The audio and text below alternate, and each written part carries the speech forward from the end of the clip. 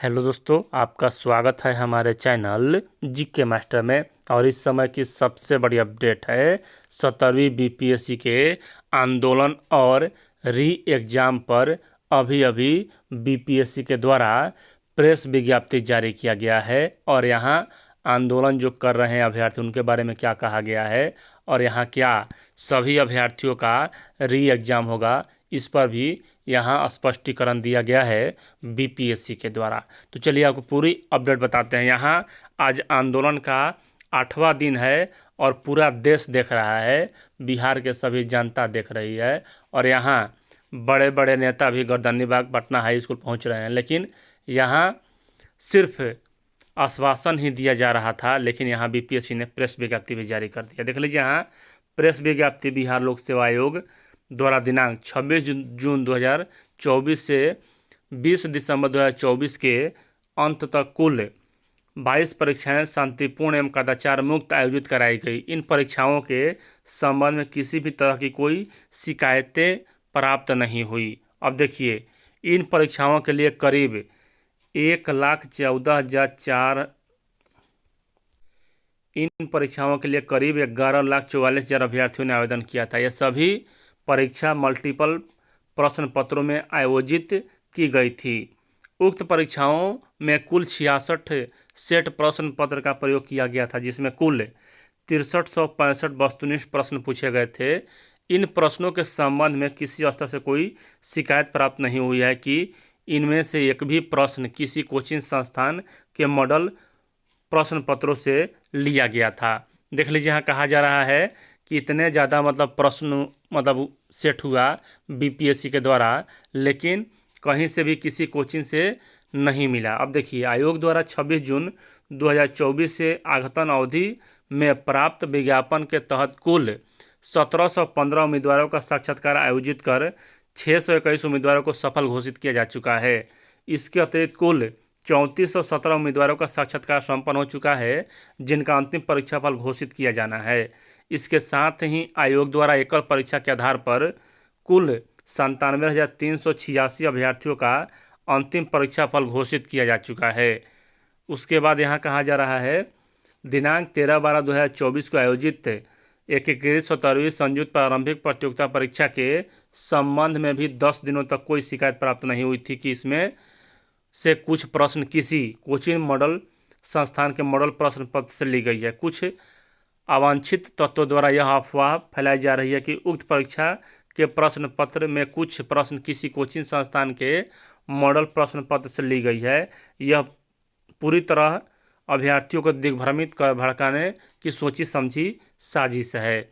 उसके बाद यहाँ कहा जा रहा है कि मार्च 2024 से टीआरई 3 के परीक्षा का प्रश्न पत्र यहाँ कथित रूप से लीक होने की सूचना के बाद आयोग ने परीक्षा संचालन में कई सुधार किए हैं, जिसके परिणाम स्वरूप आयोग द्वारा 26 जून से नवंबर 2024 के अंत तक आयोजित की गई परीक्षाओं में बिहार सहित देश के अन्य राज्यों के लाखों अभ्यर्थियों ने भाग लिया, जिसका सफलतापूर्वक संचालन आयोग स्तर से किया गया।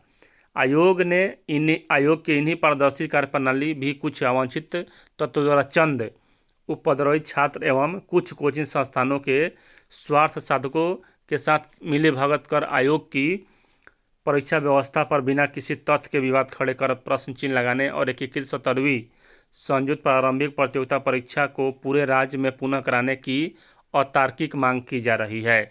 उसके बाद यहाँ कहा जा रहा है कि आयोग की पूर्ण पीठ ने पूर्व में भी स्पष्ट कर दिया था कि एकीकृत 17वीं संयुक्त प्रारंभिक प्रतियोगिता परीक्षा का प्रश्न पत्र लीक होने की अफवाह इन्हीं तत्वों ने षड्यंत्र के तहत चलाया है।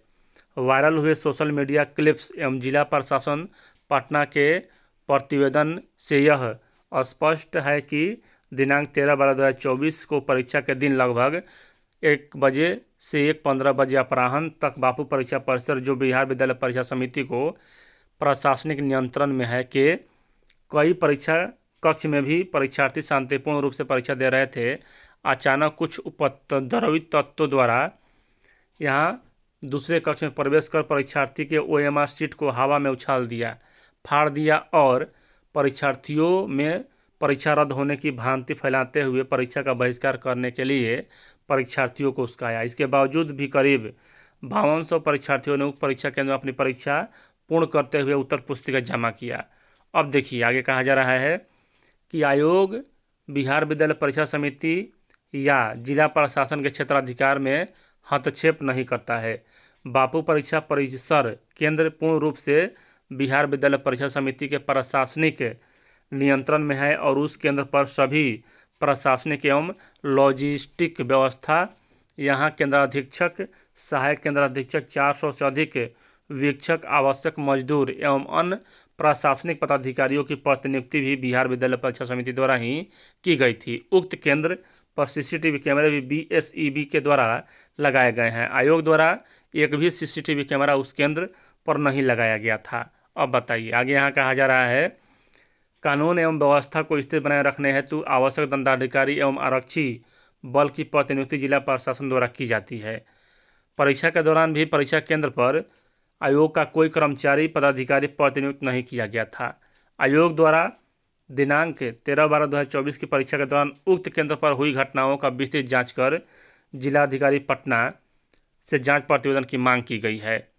जिला प्रशासन पटना के प्रतिवेदन से स्पष्ट है कि कुछ कक्षों में उपद्रवियों ने साजिश पूर्वक प्रश्न पत्र का लिफाफा जो उनके सामने काटा गया था को कटा हुआ कहते हुए वीक्षक के हाथ से छीन लिया। न सिर्फ छीना बल्कि सारे प्रश्न पत्रों के ऐसे लिफाफे को परिसर से बाहर और अन्य कक्ष में ले जाकर परीक्षा रद्द करने की भ्रांति भी फैलाई। उसी प्रश्न पत्र के संबंध में परीक्षा प्रारंभ होने के करीब 1 घंटे बाद सोशल मीडिया में वायरल होने की बात कही। उसके बाद यहाँ कहा जा रहा है कि आयोग की पूर्व पीठ में बिहार के मेहनती युवा अभ्यर्थियों के हितों को ध्यान में रखते हुए बापू परीक्षा केंद्र की परीक्षा को पुनः आयोजित कराने का निर्णय लिया गया। चंद उपद्रवी तत्वों के कारण इस परीक्षा में शामिल 3,24,298 से अधिक युवाओं के भविष्य को दांव पर नहीं लगाया जा सकता है। सभी 17वीं संयुक्त प्रारंभिक परीक्षा के अभ्यर्थियों से अनुरोध है कि वे संभावित माह अप्रैल 2024 में होने वाली मुख्य परीक्षा की तैयारी करें।